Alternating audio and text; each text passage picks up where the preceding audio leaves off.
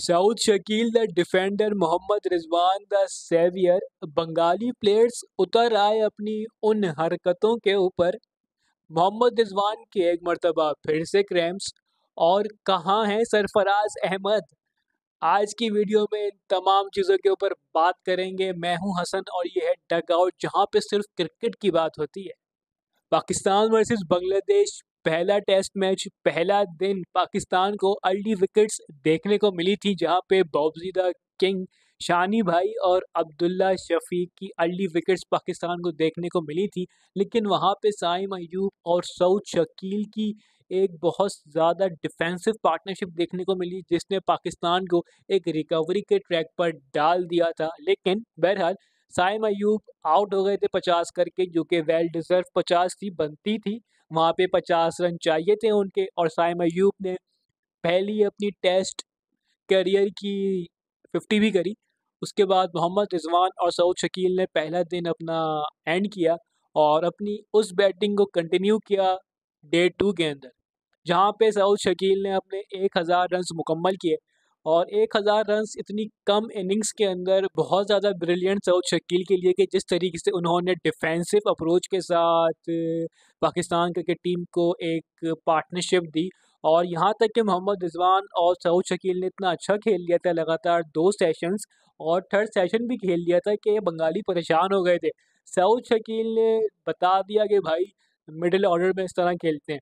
और बहुत टाइम के बाद आपको ऐसा टेस्ट के अंदर मिडिल ऑर्डर बैट्समैन मिला है, जब से असद शफीक, यूनुस खान और मिसबाह उल हक निकले हैं, रिटायर हुए हैं टीम से। उसके बाद से ऐसा बैट्समैन आपको नहीं मिला जो इस तरीके से डिफेंसिव अप्रोच के साथ खेले। शकील ने तो आज दिल खुश किया ही किया, साथ साथ आपके हमेशा के कंट्रीब्यूटर मोहम्मद रिजवान ने भी बहुत बेहतरीन खेला।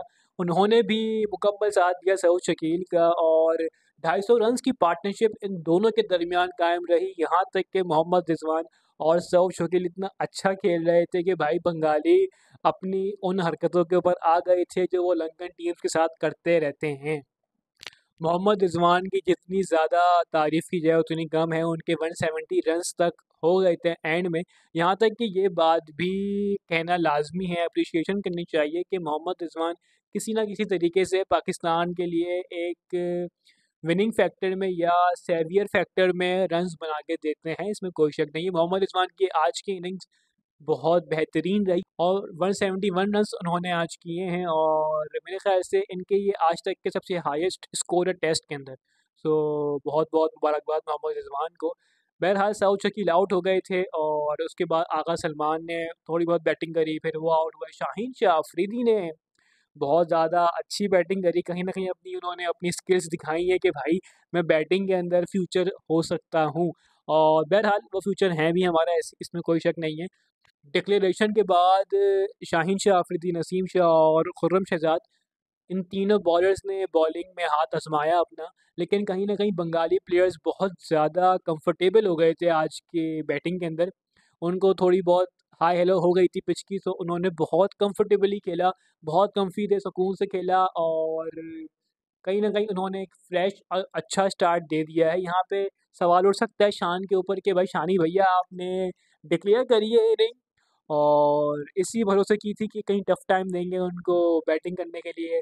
10-15 ओवर बाकी हैं, थोड़ा बहुत कम वक्त है। लेकिन बंगालियों ने जिस तरीके से पाकिस्तानी बॉलर्स ने अटैक किया, उस अटैक को बहुत अच्छा डिफेंस किया, और ऊपर से रन्स भी बनाए हैं। अब कल का दिन जो तीसरा दिन है उसमें फ्रेश स्टार्ट होगा, बिल्कुल फ्रेश पिच होगी।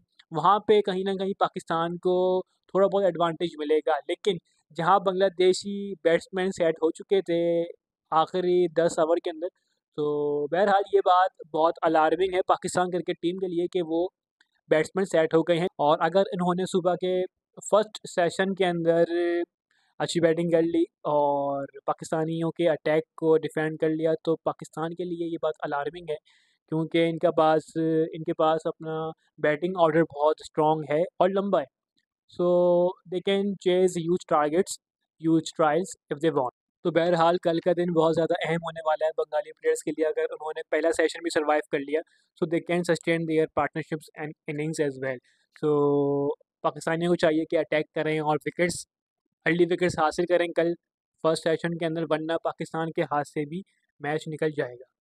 ये तो थी मैच की बात, लेकिन मोहम्मद रिजवान की जितनी तारीफ की जाए उतनी कम है, क्योंकि एक तो बंदा 170 रन कर चुका है और उसके बाद फौरन से उसने कीपिंग भी करी और क्रैम्स भी उसको पड़ रहे हैं, लेकिन बॉलिंग के अंदर क्रैम्स कुछ ज़्यादा ही बढ़ गए थे और हट कर रहे थे, तो फिजियो ने दूसरा कीपर मंगवा लिया, बुला लिया था। और दूसरा कीपर बहुत लेट आया। अज़हर महमूद वहाँ खड़े हुए थे और हँस रहे थे, इशारा कर रहे थे, कुछ मुँह से नहीं कह रहे थे। तो बहरहाल लग तो ये रहा है कि सरफराज अहमद सैफ़ी भैया हमारे सो रहे थे मैच के दौरान और अज़हर महमूद इसलिए हँस रहे थे। तो भाई ये थी आज की एपिसोड, इंशाल्लाह अब डे 3 की एपिसोड आएगी इसी चैनल के ऊपर। So stay tune to the channel, video को लाइक करें, चैनल को सब्सक्राइब करें। मैं मिलूँगा अगली वीडियो में, जब तक के लिए टेक केयर।